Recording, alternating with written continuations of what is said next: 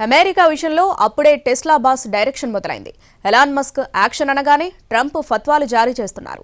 Biden సర్కార్ తీసుకొచ్చిన ద్వైపాక్షిక నిధుల బిల్లుకు ట్రంప్ అభ్యంతరం తెలిపారు. అధికార మార్పిడికి సిద్ధమవుతున్న టైంలో ట్రంప్ తీసుకున్న నిర్ణయం చర్చనీయాంశమైంది.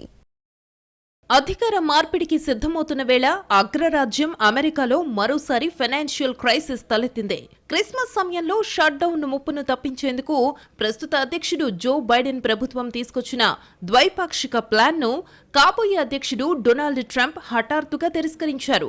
దీనిపై తప్పనిసరిగా చర్చ జరిగేలా చూడాలని స్పీకర్ మైక్ జాన్సన్ రిపబ్లికన్ చట్ట సభ్యులకు సూచించారు. ఫెడరల్ ప్రభుత్వం దగ్గర నిధులు తరిగిపోతున్న వేళ ఈ అనూహ్య పరిణామంతో యాక్టివిటీస్ షట్ డౌన్ అయ్యే పరిస్థితి నెలకొంది. ట్రంప్ తీసుకున్న ఈ నిర్ణయం వెనుక ప్రపంచ కుబేరుడు ఎలాన్ మస్క్ హ్యాండ్ ఉన్నట్టు తెలుస్తోంది.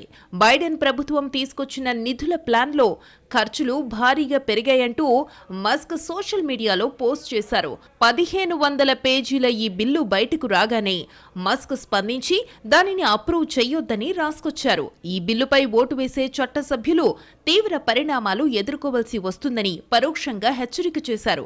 ఈ పోస్ట్ పెట్టిన కొద్ది గంటలకే ట్రంప్ రిపబ్లికన్ నేతలకు అల్టిమేటం ఇవ్వడం చర్చనీయాంశంగా మారింది.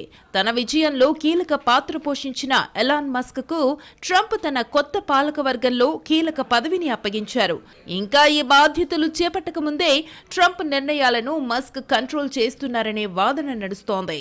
వాస్తవానికి ప్రభుత్వ కార్యకలాపాలు యథావిధిగా కొనసాగాలంటే ఈ ద్రవ్య వినిమయ బిల్లును శుక్రవారంలోగా ఆమోదించాలి. ఈ నేపథ్యంలో ట్రంప్ జేడీ వ్యాన్స్ తో కలిసి ఓ ప్రకటన విడుదల చేశారు.